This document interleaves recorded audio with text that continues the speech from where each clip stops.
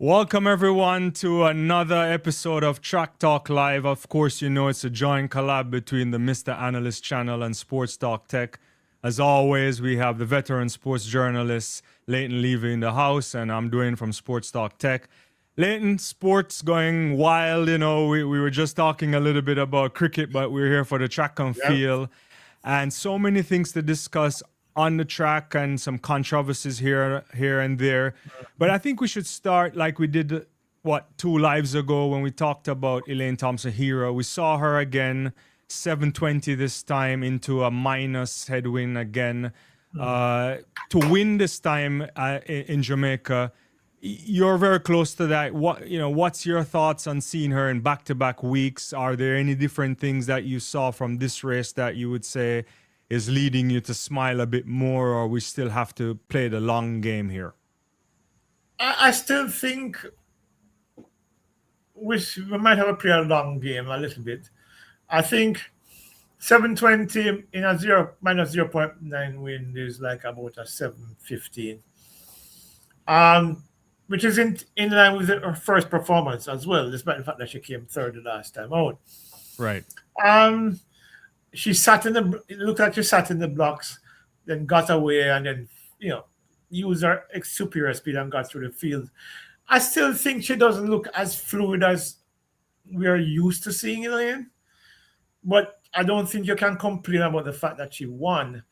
It's the mentality. It's you wanting to win, knowing that you're coming back after almost 2 years of competition. And it tells me that she's consistent in that small window where 724, 720. Right. Looks like she's shaking off that, continues to shake off that rust and is beginning to find a rhythm. When you look at Elaine's cadence when she's on top form, as I said before, it looks almost cartoonish. She's rotating at a ridiculous pace, and she's doing a little bit, but it's not quite there yet. And of course, the key thing about the 60 is that you don't get to really complete the phases of the 60. Right. It's like everything is truncated: the drive, the acceleration, the finish. So the thing I don't understand is that I just getting a call back from Poppy about that same thing we were talking about after year. Yeah, but so the thing about it is that I'm looking at a situation where Poppy needs to stop calling me. All right. Yeah, hold on. I could handle it if you want to take it. Really, I could take you off if you want to take it. Okay, sure. No, but I just tell him I'm on here. Sure. While you do that, I say a couple of things. I agree with you on that. It's difficult. You look at the cadence, it's not there. I look at her and I think like the hip coordination isn't there yet. But it's like what we're looking at here is a long layoff, so it's very difficult to judge. So I don't want to critique it in that angle. And as you said, it's not easy to really make any sense because she's not opening up over 100 meters fully to give us the full kind of spectrum where we can see proper angles and know if she's really back to the type of sprinter she is. I mean, the good thing about it was she got left in the block somewhat, if you would agree on that, and then she found a way to just motor past the other athletes. And that's something that you have to credit in some way. Yeah. Yeah, because I think the girl that beat her at JC, Lavanya Williams, was in that race, and she ran past her this time, which tells you that Elaine is improving in terms of her pickup, in terms of how quickly she can get into that cadence. Right. So yeah, I mean, if I coach it from that perspective, I think it's probably an encouraging sign that she's able to do that. But in terms of any longer term projection, I'm still too early, I think. But she didn't look terrible. Let's put it that way. Yeah, but she didn't look bad either. So it's kind of where she's expected to be at, given that she had her first race last week, coming back this week and runs a similar time. Tell you that she's consistent. And one of the things about consistency as a sprinter that once you find that consistency, eventually there's a time drop eventually. Right. It And breeds so, confidence. And we must not forget that part of her running, no matter what kind of shape she's in, she has to get that mental rust out to her trusting her body again. Because you have to learn how to trust your body again when you come back from injury. And it must plague her in some way to think that I don't want to be in a situation where I have a longer layoff again. So I think yeah, she'll be fine. the only Yeah, go thing that ahead. No. concerns me, I'm wondering why she's running 60s now. I mean, if you're coming back, I'm thinking you should probably run some 350s, run some 400s to get that endurance back in your legs. Right. You know, because you haven't competed such a long time. And as a 1-2 sprinter, that's something that, yeah, it almost becomes norm when you're doing background work, when you're running those over distance races to get your body back into that feeling, the oxygen deficits, how your body manages the energy systems, all kind of different things. But she's running 60s. I'm wondering why Ronaldo Walcott has chosen to have her run 60s. Is she planning to go world indoors? I don't think right now, based on what we see, we'll discuss that later on when we're talking about Dosso, that she's nowhere close to contending against anybody right now. And there are about 6 or 7 women or 8 women running faster than 7:10. So unless something miraculous happens between now and March, or if she's going to be selected for world indoors, you know, I don't. That's the only thing that is in my mind where I don't quite understand why she's running 60s. And I'll just use this example. We talked about Akera Nugent last week, where she ran 400s. I mean, she's a sprinter now. My information is that she's not thinking about nothing serious this year. It's just a few races just to get her into find out how her strength and she's managing stuff. And so I don't understand the 60 thing with Elaine, but I guess I'll probably ask Ronaldo Walcott about that sometime in the week. But that's the only thing that I don't understand. But on the basis of what she's been doing, I think she looks okay for the time being. All right, sounds good. Yeah, thanks everyone for coming on. I see Sonia in the house, and get your comments in, guys. We'll certainly try to get to them. We're doing a shorter live tonight, so we may not get to everything. You mentioned Akera Nugent, and just let me segue into a question that came on my channel, and someone was talking about they're guessing that Glenn Mills might want to transform Akera into a pure 100-meter sprinter, and I just couldn't see why that would be the case. That would be a huge risk too. Yeah, that's not the plan, man. Yeah. What I know for certain is that she's working with Coach Sewell, who is a hurdles coach. Right. As far as I'm aware, based on the information that I'm getting, this is not a transition to any other event. The key thing I was told is that she had certain weaknesses that we're working on. Right. And so she opened last week at the meetup by GSC, the Camperdown Classic, and ran a 55.6, which is a pretty good time for somebody who is not known to run a 400. And so the work continues for her. I think the plan is for her to then get better for next year, and of course for the Olympics in LA 2028. But as it relates to switching events, I don't think that's the case. All right, sounds good. I'm glad you clarified that. I didn't think that was the case either. Big up to you, Clip. All right, let's transition quickly into 60 meters. We saw an equal world lead performance by Zaynab Dosso, who's been doing really good work over the 60 meters this season. Not unsurprising in any kind of way. We know how good she is. Her challenge is not necessarily indoors, it's certainly outdoors. And, equaling Julien Alfred's world lead after what could be also described as a bit of a chaotic ending to the race because of multiple, I think, recall guns. I also thought that Eva Sabota probably should have been disqualified, but it's hard to see. Yeah, it could be a home court advantage, or it could be just that why she's visibly moving before everybody could be an infraction by another athlete that triggered that. So hence she might be okay in the race. But going back to that race, Leighton, 6:99.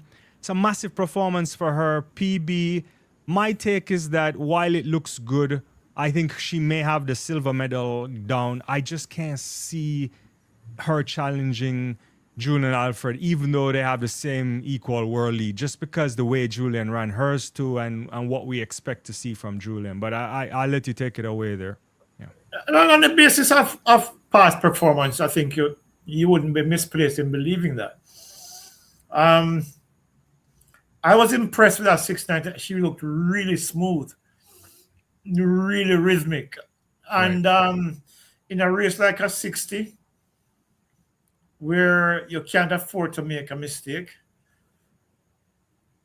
when you look at what she did to hold off a field of fast times, because you're looking Van der at Verken had 7:01 and Amy Hunt 7:04. 7:04.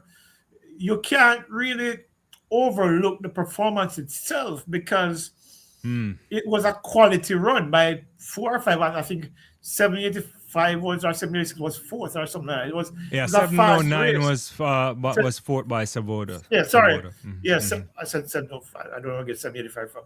Yeah, but anything in hurdles. Yeah, but the thing is that I think, let me give you a sense of why I'm about to say what I'm going to say. 4 years ago, Dosso was a 714 athlete. And each year she has made a significant progression. She was 714 again in 2023. She dropped to 702 in 2024. 701 last year, 699. This was, I think, her second or third race of the season. Maybe she's ready to go faster, and based on what we saw from her. Right. She looked really, really good. To me, her 699 was better than Julien's 699 in terms of the overall execution. Oh, the execution for sure. Yeah. I agree. So for me, she's in the conversation. She's a 15 woman to undergo under 7 seconds. There's not very many women who have done that, and she's hit that this year. So maybe, remember we had a conversation, we didn't think anybody would be able to challenge Julien. Maybe we're beginning to see the challenges now, because between she and Van der Wyck, who knows? We saw Dina run 705 a couple of weeks ago. Right now, if they should line up with their current PBs, Dina does not medal. Right. So I was impressed. I mean, I watched the race about, I can't tell you how many times now, but every time I watched it, I'm like, she's really running really well. Not like she's running under pressure, not like she's running on the I agree, yeah. She was just turning, yeah? So when the clock stopped at 699, I couldn't believe it, because it was just like a comfortable run as well, Yeah. She looked really relaxed, and that's the key thing. So if she's able to bring that to Poland in 3 weeks, who knows? Yeah. Well, I was talking to Dalman about this as well. Dalman says, under the pressure of the championships, Julien will not lose. I don't know if that is true, because Dosso is a 2-time silver medalist world indoors. Right. Yeah. Right. So she's used to that kind of pressure. So Julien will have to run a near perfect race to win. Yeah, I think it's going to be tight. And you think about the likes of a Sears too, who you just never know. Like all those women that are hovering close to 7 flat, if they get it right, if the race is tight, you make a mistake, it could be anyone's game there. Yeah. Yeah, what it does, it makes it interesting, because we're talking about Julien going to win this thing hands down based on what we saw from over a 2-week period. Yeah. But now there is a conversation to be had about how competitive the 60 meters is going to be. And I think that's what makes it exciting for me, because then you have so many players now. Van der Wyck, for example, has also made significant progress over the past few years, and up to 701 now. That's a very fast time under the pressure of competition. That could possibly win. So, between that and, of course, Amy Hunt, we've been talking about Amy Hunt from last year.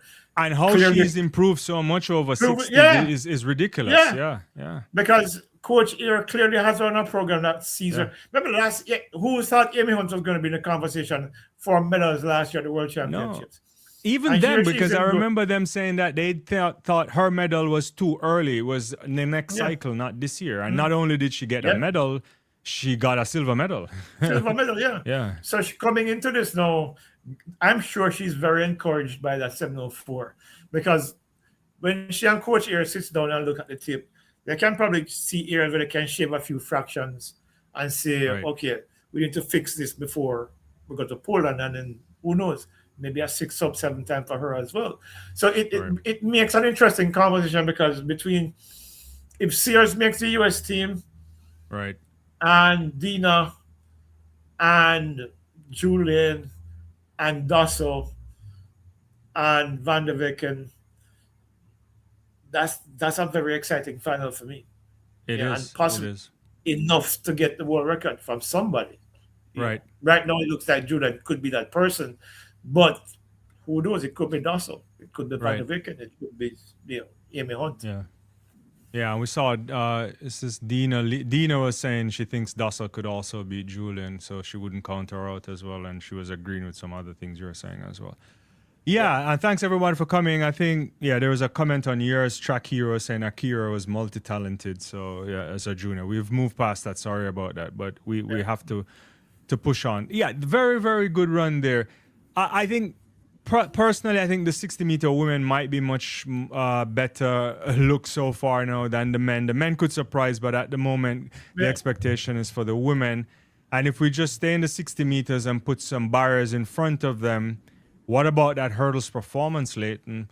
Because Devon Charlton back-to-back races. So we saw her in Levant, France, couple of days before, and she said she's warming up, and it was a tough race.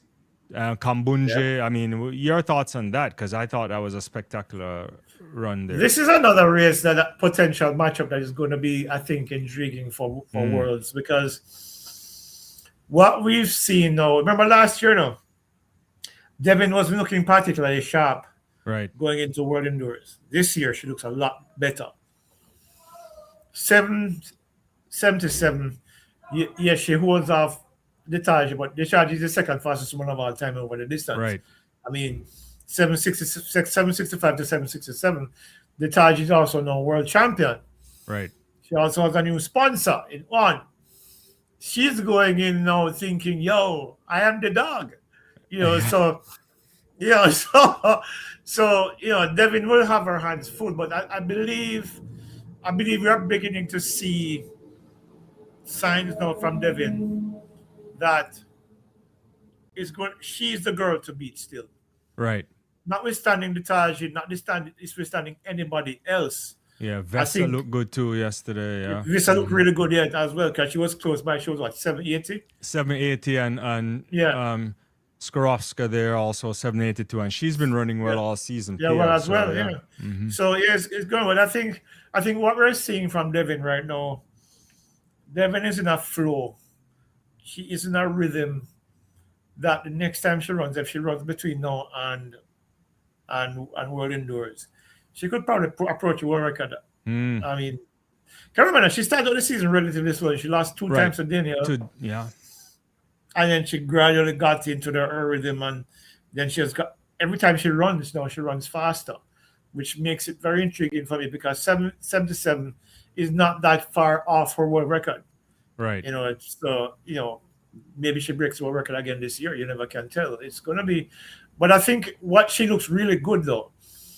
I like her speed. I was telling Meg yesterday that she, Devin looks good between the hurdles. Her really fast between the hurdles, and we know she can get faster still. And her execution over the hurdles, she's snapping down. She's snapping down a lot more quickly than she was the first two races of the season where she lost. You can see her getting down a lot more quickly and in the right angles to propel herself forward, to the next three steps before she gets to the next hurdle. So everything is coming together for her, and I think if she gets it right again, I think the title is hers to lose. I don't think anybody beats her in Poland if she continues to progress the way we've seen her for the last few weeks. Right. That said, the Taji looks really, really good because they were on the line together. They were. And I want to interrogate the Taji a little bit more. I don't know your take is. I'm always hesitant to bring this up. I know she hasn't run a lot of races this season, the Taji. She's just coming back.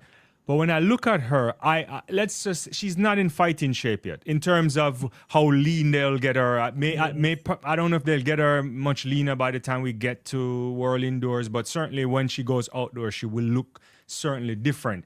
And if that's the case, if that's true, it's scary because it means that you just never know. She could go out there, as you say, and run 7.6 easily, and it could be the title could be hers too. Last year in Tokyo was in my mind a breakthrough for Ditaji. She was always, remember, Ditaji was a 12.5 outdoor hurdler, and then she just dropped to 12.3, and then she was a bum again. So once she broke through, what she ran 12.2? What was it, 12.20? 12.20 yeah, I have to remember exactly. I don't remember. Yeah, but I think so, yeah. Yeah, that was a physical and a mental breakthrough for her, because I don't think she's run a bad race since that time. So I think she's at a place now where she's comfortable with her body, she's comfortable with her execution, she's comfortable with her mechanics. And we saw signs of that in that race where Devin had to literally pull out the stops to beat her. 12:24, sorry. Yeah, she went across the line together. So so she's a legitimate threat to Devin's world title, and it's going to come down again to, as most races do, it comes down to who's going to execute best, especially when it comes to the hurdles. It comes down to who's going to pull out the stops and bring the A game in the moment when it is required. Well, I think on form, it's between she and Devin for that title, I think. Right. I certainly agree with you. Yeah. Yeah. Blessings to you too, Paul. Let me just go to something that we've been texting off a lot on, and I put it this way that it warms my heart. So first, we'll go back to that 800 meters there in Poland. It was a fabulous race. We have to shout out Elliot Cranston. He's done 143 on a number of occasions. Twice this season. He goes to the World Championship, supposedly on the podium. We'll see what happens with the Americans because they're really dangerous too, and you never know who else might show up. But on form, he certainly earned his additional $10,000 from the World Indoor Tour. Yeah. But I wanted to bypass and go to a place that we've been saying for many years. I call it we have to call it a renaissance of the 800-meter men in Jamaica, because it's certainly something that wherever Arthur Wint is right now, he might be giving a good smile. Seymour Newman, you name it, and Jamaica for a long period of time. Yeah, exactly. And we've been saying bronze. Right, and we've been saying that it's a space where the Jamaicans have abandoned, not big for reasons that is inexplicable. It could be youth development, it could be the lack of seriousness when it comes to the 800 meters. But how many times in 1 week can a national record go, and what does that mean for? Clearly, the times aren't where you want it to be. It's not the same 143s or 142s yet. But separate and apart, what do you think this will do when you have three guys? Navasky Anderson drops a national record, and Marshall says, no, I'm going to take it back. And then he comes back and he takes it again. And he puts it in a space where you start to smile and say, maybe there's a powerhouse in Jamaica to come at some point. Your assessment on this? I think it's quite exciting. I think when I posted the link on my X page, the three of them, Rivaldo and Tyrese and Navasky. Yeah. Mm-hmm.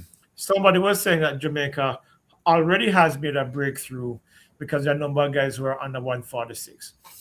Now, for those who didn't watch my video, what I did say in that video is that in the current dispensation, 145 is mediocre. That's just the bottom line.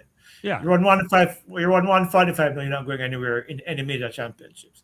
Yeah. Maybe some local or regional meets you might do some of the 145, but at the global level, 145 is mediocre. Right. But having said that, when you look at what between Navasky and Tyrese Taylor did last year, taking the national record from 144.6 down to 142.75. Now, indoors, in the space of a week, on the February the 14th, Tyrese Taylor runs 146.11. On the 19th, Navasky Anderson takes it down to 146.10. Mm-hmm. On the 22nd, no, on the 20th, sorry. I go, well, if you're 145.62, Rivaldo Marshall takes it down to 145.62. And literally 24 hours later, Navasky Anderson takes it down to 144.75. The progression is alarming. I mean, because it's not like, as a friend of mine said day before yesterday, when I posted it in our group, that I mean, it's not like they're shaving incrementally off of the record. They're chopping huge chunks off of the record. So almost a second Anderson did. Almost, yeah. Yeah. Yeah, 146 to 144.75. Yeah. You're looking at a precipitous drop in time, which tells me, and it's something that I actually discussed with you already, that I think now all three of them are pushing each other to new levels. Tomorrow morning, there's a press conference that I'm going to be part of with the coaches from Arkansas. And I have a bunch of questions here that I plan to ask no case about the progression of the Jamaican 800-meter runners. Because I think what we're entering into, I mean, you mentioned Arthur Wint, 48 and 52 silver at the Olympics. George Carr, bronze in 1960. And since that time, really, you really haven't had somebody who's going to be medal at the global championships. Seymour Newman, I think, probably came the closest. Right. He was racing with people like Monterino and other people back in 1970s. But I think these three guys, because there are a lot of other guys out there who have been, Kamara Farkas, not some other guys who are out there who are meandering around 145s. Yeah.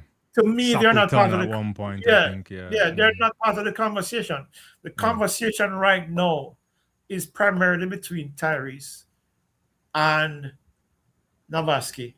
And because of the 145.62 that Rivaldo Marshall indoors, give him the potential that he had. Remember, he won NCAAs at Iowa before he went over to Arkansas. So does this 145 mean that he goes outdoors and run 144?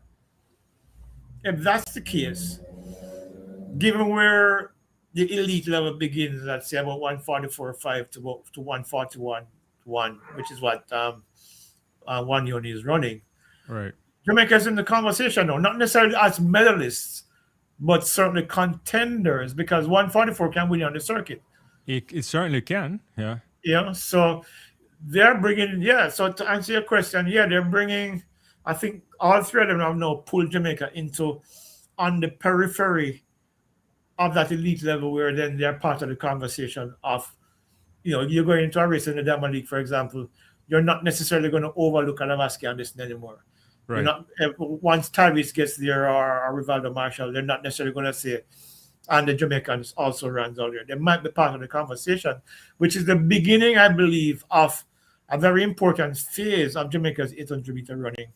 Because if these guys can progress along a similar rate that they have been over the past, since 2022 when Navasky finally broke Seymour Newman's record, we could be seeing Jamaica as part of a significant, a threesome of Jamaicans who are part of our conversation now in terms of the global setup, the global environment of the 800 meters.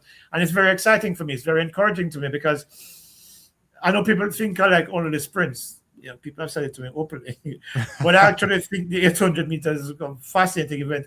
And I tell people all the time that my fascination with the 800 didn't necessarily start with the fact that Arthur Wint won 2 gold and George Carr won bronze. It started with me watching Sebastian Coe, Steve Abbott, and Steve Carell in the 1970s and 80s. Yeah. So I have been a fan of the 800 meter for 40 years. So the thing is that these guys now are making me get excited about Jamaica's participation in the 800 meters going forward. I agree. I think the important thing and I say 2 things. One, it certainly makes sure when you go out to a major championship and you have a setup, there are 3 men in it, right? That's for certain if these guys progress. And more importantly, when I look at the lot, and I know the eye test is never always the best test when you don't see everything. I just like the way Marshall is built. I think he could be the best of the lot. This is an interesting kind of take now. He's certainly not the best yet, but he could be, and I think he has the body type and everything. And if things go the right way, you could come to a Jamaica National Championship and you would probably be there and see three guys running 142. And I wonder what the stadium would feel like and what the fans would they would not be believing their eyes if that were to happen to get a national champion running 142 or even better. And Navasky told you that he was very shy when you interviewed him last year because he didn't want to give you an exact number. But my takeaway from that was he was saying, I'm going to run 141, which is, you don't want to say that until you can do it, but that's what the sport requires anyway. Yeah, because look, when you run 142.76 at a major championships, remember, this is not like a Diamond Meet or a World Indoor Tour. This is the World Championships. Right. And you finished 7th. But if you finish 7th and run 142.76, a time you never run before, I don't think anybody can complain about that. So they can't. That he runs it, and it's not only that he runs it. Now he comes out this year and he sets a 2,000-meter indoor record. Yeah, he sets an indoor record that was broken and then he broke it back. It tells you that he's confident, and even though he runs, because he made a mistake in 11, right? That cost him, probably 145. But in this race in Turin, he was actually closing on the third place guy with each stride and just ran out of room, which probably should have made his move a little bit faster. I think probably the only thing I could say about Navasky is that he probably needs to work on his speed. Because if he improves his 400-meter speed, maybe he becomes a 141 sprinter by next year. Yeah. If not this season. I don't know what they're working on yet. I probably, if he agrees to, I'd love to have him back to talk about his progress this season. But but it's good. I mean, 144.75 2 years ago. Unthinkable. This is that time that you're not thinking whether Jamaica ran at those times, indoors or outdoors. So what they're doing, I think, is exciting, and I think it could be a good era if these guys continue to make the kind of progress that we've been seeing from them for the last couple of years. Well, since 2022 anyway. Yeah. And I hope it shifts the narrative. The thing, and I don't want to belabor this point, and I know there are limitations in terms of the development of distance runners in Jamaica, but I don't think 800 should be a problem.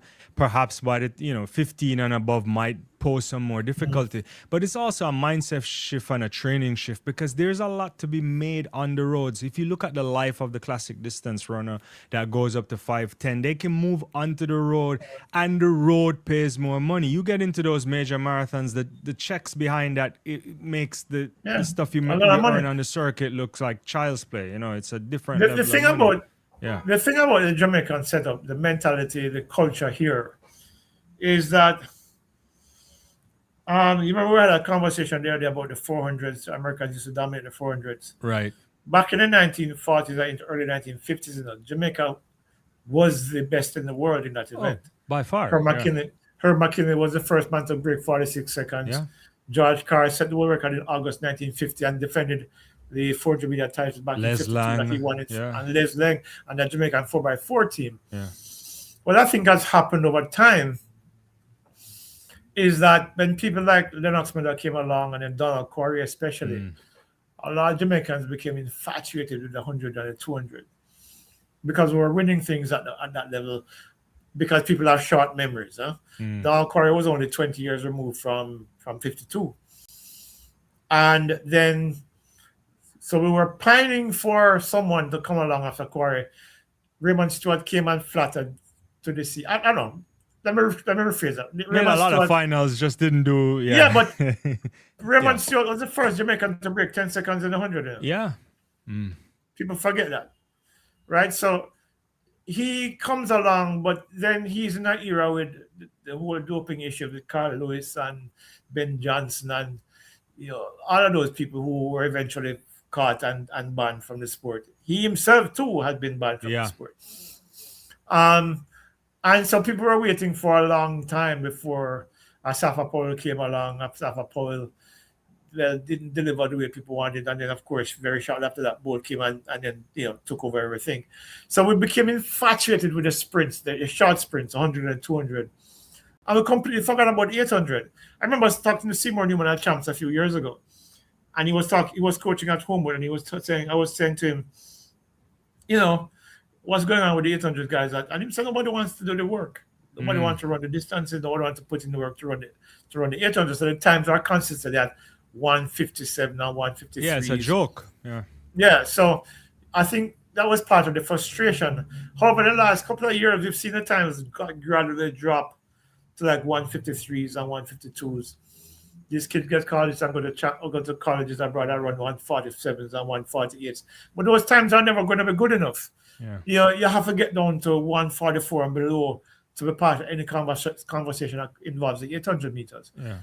And I think there is a gradual, incremental shift.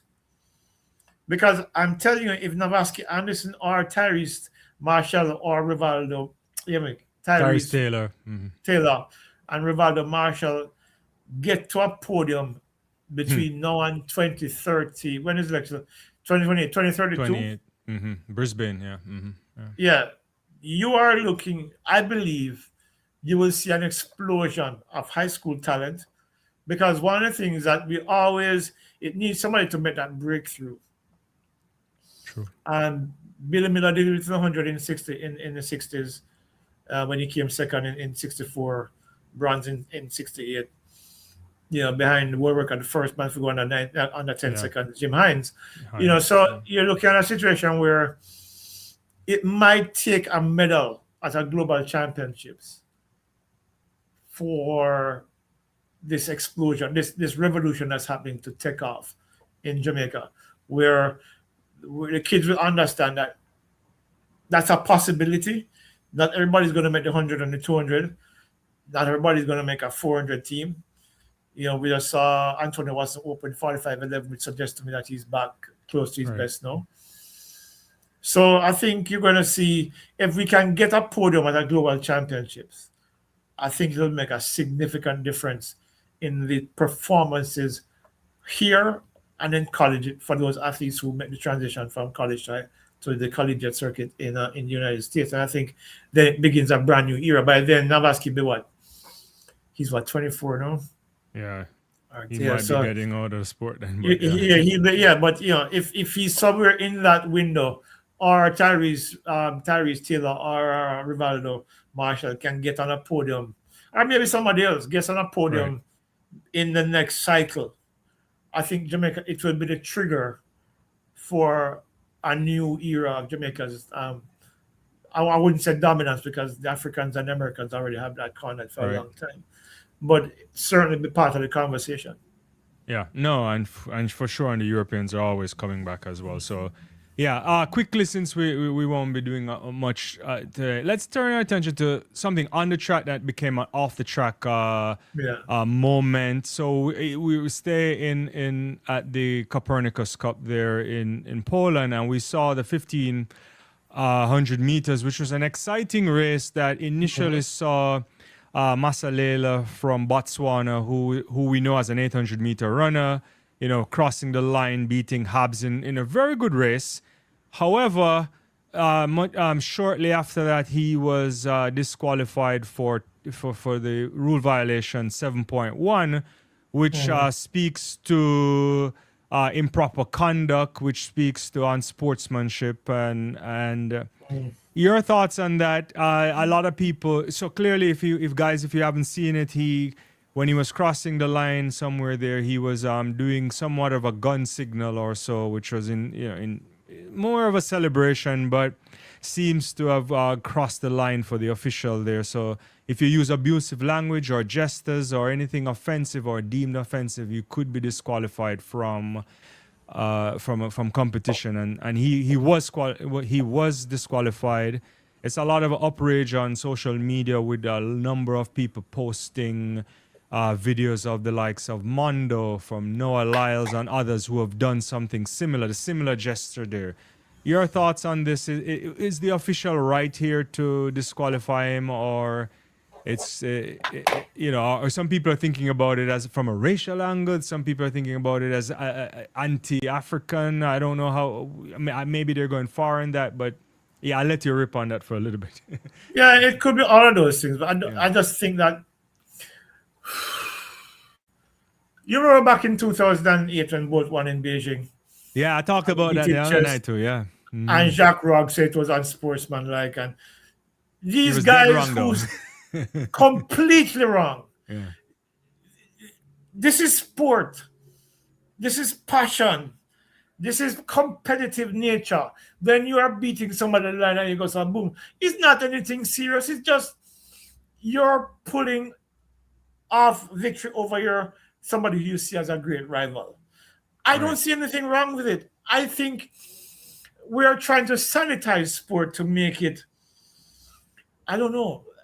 I can't even find the right words to describe it, because when you train hard, when you know you have rivals, when you know that there are people there who you would like to beat, and you beat them, what is wrong with you making a gesture in celebration?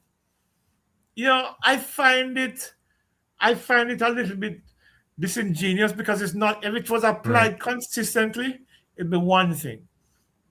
But you just alluded to it. Mondo has done it. Noah Lyles has done it. So many different people have done it. Yeah. So why is it a problem all of a sudden? Some little official sits down and, got their knickers in a bunch. And, oh my God, how could he do that? Right. I mean, seriously? But disqualifying the guy for a hard-earned, well-deserved victory. Are you going to punish him because of a gesture? I mean, it wasn't a racial gesture. Yeah. It wasn't a misogynistic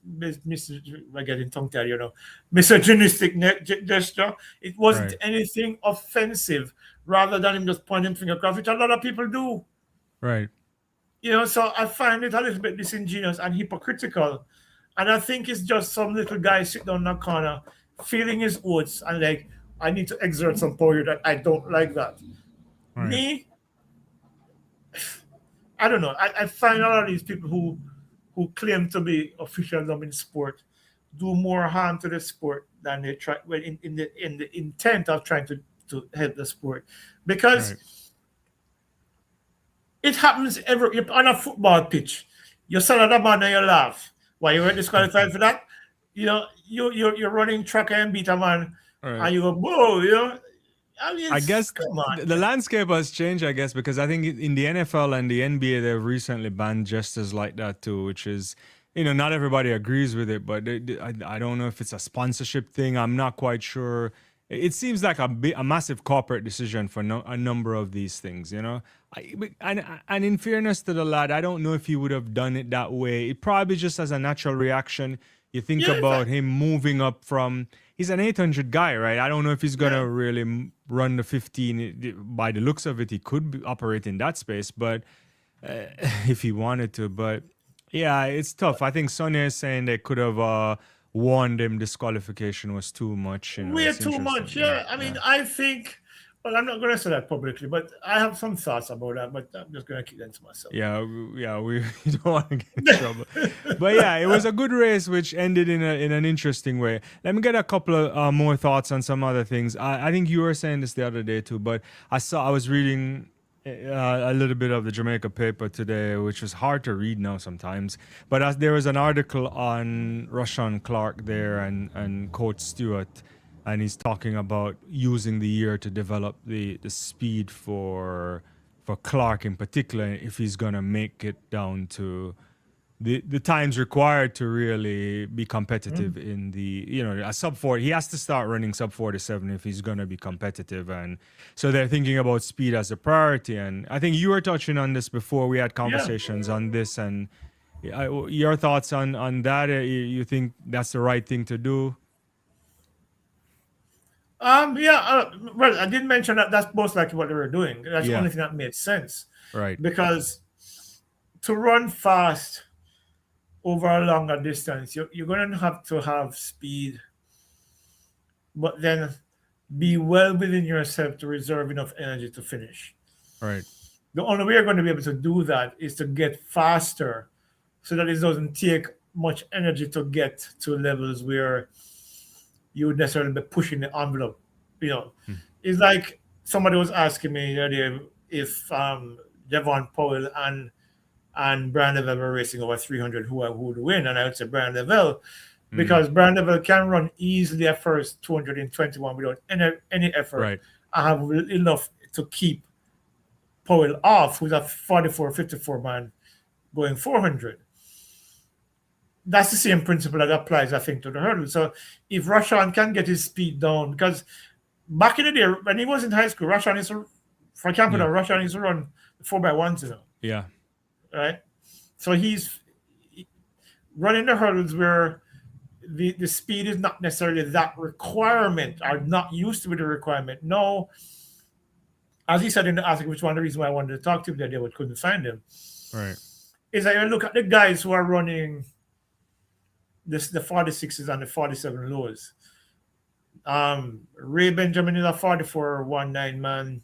Yeah. You know, Karsten is a 45 low, I think 45.03. Yeah. These guys are guys who are almost running at elite levels in the 400 meters. So to have that speed along with the mechanics of getting over the hurdles is where he needs to be, because he's run 47.34, which is a national record, roll on a 20 record, which means that he has the potential. But the past few years, he seems to be struggling with maintaining the kind of pace that would allow him to stay with the best runners like the Dos Santoses.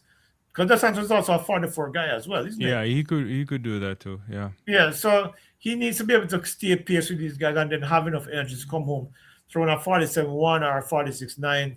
So it makes sense. I'm just wondering, well, maybe when this part of the season ends, we'll probably see him in some hundreds and 200s as well. Right. You know, to work on that speed and get that speed down. But yeah, I think it's a good idea. Because since Rashawn he ran 47 twice in 1 year and he hasn't run 47 since. Yeah. You know, so maybe he needs to get back to that level. So working on that speed is going to be essential for him to get into that level where he's running 47s consistently and then eventually step down to, because he's still only 21. He is. And eventually, the important thing, and you make a good point, and I always talk to people about this, and there's different, this is where the coaching philosophy is, you know, if you do the coaching stuff, they talk differently on these things. But sometimes it's better to get faster than to get better endurance and all of that, because if those guys are quicker than you, you're not catching them, right? Like you're never going to catch them. Exactly. And you're not going to burn them either, right? You're not going to force them to. Yeah. It's 12 or 13 strides between, 13 or 14 strides between each hurdle. Yeah. That flat speed is going to be essential for you to be able to stay with those guys. Yeah. Let me just respond to something that Candy Kane was saying. Candy. Oh, which one? Candy, this one? A gun gesture is not necessarily a violent mentality. People commit these gestures all the time in their daily lives. Nobody's going out and killing anybody on the track. Nobody's going out and it's just a gesture, right? When somebody makes, they do that or them do that, or you can always interpret that as being a violent as well. In the 68 Olympics, when Thomas Smith and Taylor put up their hands, a lot of Americans thought that was a violent gesture. It wasn't a violent gesture. It was standing up for Black people's rights. A gesture is a gesture. It does not necessarily mean that you're violent. Has the guy ever shot anybody? No. You can't use a gesture and determine what it might mean. It just means I got the better of you on the day. I think we take things to, we get to a granular level in certain things that we need not get into. We have been cultured to believe certain things are only violent when it applies to certain people. Why have we never heard anybody when Mondo does it? It's don't fall into that stereotype. Believe me. Emancipate your mind. Yeah. It's the thing about it, as I was saying, is like the application of that rule. And I know people have different positions on this, and we've seen sport. It just depends on the boardroom sometimes. But the application of that rule lends itself to a lot of interpretation, right? So it's not like running. It's not a technical violation in the way you would infringe on someone's lane or step off the track where it's black and white in that context if we see it. Here, there's like lots of shades of gray, and then it's a refereeing decision in the end where we end up like, is it a red card or not? And I think that's the big moment of this situation. But one of the things that track and field desperately lacks is personality. Huh? Both brought it to track and field for a decade. Jacques Rogge wasn't particularly pleased. But what happened? Both became the most celebrated track and field athlete in history. Rivalries bring out these kind of reactions to people. But in 99.9% of the time, it is never a violent intent. It is an expression of victory over an opponent. That's basically what it boils down to. I've never used it when I was running or playing football or playing cricket, but at the same time, my outburst of emotion was completely different. But it was an instinctive thing. I don't think. Again, I guess the name. When he pointed across, I don't think he was even thinking. Mm-hmm. Yeah, Masalele. Well, I wasn't even thinking of anything violent. He was just saying, "I got you." That's what it is, I got you.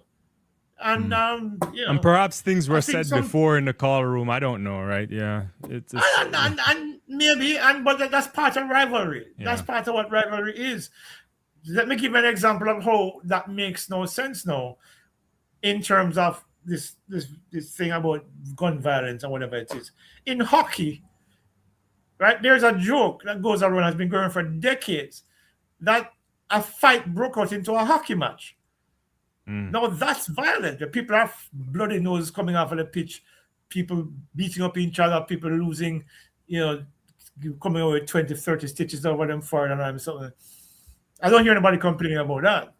But a track and field athlete who is a non-contact sport, and he goes, "I got you," and it's an issue. I don't know. I think it's again another situation where making a mountain out of a molehill, and it only applies to certain people. That's what I see it. All right. Well, we only have a few minutes left. I wanted to opine on this. I talked about this, I guess, when I did a live a couple of days ago or yesterday. I can't even recall. The long jump, not the long jump, the pole vault, Leighton. We've talked about how many people can join the 6 meter club. When we did the live after the meet in Lavan, Karailas had the world lead at 6 meters. Then the day after, I believe, Volkov jumps 6:01, which takes it up. And then, Mondo with food poisoning decides to go jump 6:06. He attempted the world record at 6:31. Didn't do that. But in the same process, Curtis Marshall, who we've been following, if people follow the sport from a junior, he was really a talented junior, the Aussie. 6 meter, also joined the 6 meter club for 6 meters fly. This is the thing you were saying. I've been talking about it. We've all been saying that what we need is more guys at the 6 meter and beyond, because we can take Mondo out of the equation, but we don't have to fully take him out, because if you have guys with 605 capability or so, he has to come in earlier, and you might get him on an off night and beat him at a championship. Yeah. Because then he's forced to jump. Yeah. And that's the reason why I tell you that why I'm a little bit disappointed with where the women's thing has gone. Right. Because you have to raise the bar, quite literally and figuratively, to get the kind of competition that makes the sport more exciting. Because when Karailas and other people are jumping 6 meters, then Mondo has to jump more. Right. Because one of the things the advantage is that Mondo has, Mondo can open at 590. While most people are out. If you have a couple of 6 meter guys up there, Mondo probably has to start a little earlier to get warm to be able to then hold them off at the end. And eventually, other people will start to see that, hey, if we are able to clear 6 meters, maybe we can challenge Mondo a little bit, because as you said, he might have an off day. And in that off day, he becomes vulnerable, and then you take it out. I just want to mention something again before I forget. Last few years, Lamar Dixon has been having a problem with her approach, and she's been struggling. She modeled at 1 meter 83, I think, at the World Championships last year. she's been doing well in Europe too. She was at this meet. She finished second, I think, with a meet at 94. Which I think is one of our best jumps in about a year and a half. So it looks like she's finally figuring out an approach because she says she's faster now. So getting to the takeoff point too early and it's messing up her jump. It seems as if she's finally figuring it out, and fingers crossed that she might be able to get back to 2 meters soon because she's the only Caribbean woman to go over 2 meters in the high jump. And if she had managed to jump that at the World Championships last year, she might have been in contention for a medal. Yeah. No, yeah, So you're right. It's good to bring that up. I did illegal, see that, and we didn't get a chance to talk much about it. Yeah, that was a good jump from her. And I think I saw something on her social media a couple of weeks ago where it seems as she was much more happy with what's going on. So she cleared 192 at a meet in Czech Republic, I think it was. Yeah. But she cleared a meet at 92, and I might meet at 94 now. That tells me that she's moving in the right direction. Candy Cane will agree to disagree on this one, okay? I understand your point of view. I don't agree with it. Yes, but it is what Trevor is over on your channel giving trouble about what we're gonna do next to shut down dub plates, but I don't even know what to say. Sonia says Mondo is in a league of his own, which is certainly true. We got a couple of seconds left, Leighton. I don't know what else to talk about. I know you gotta go.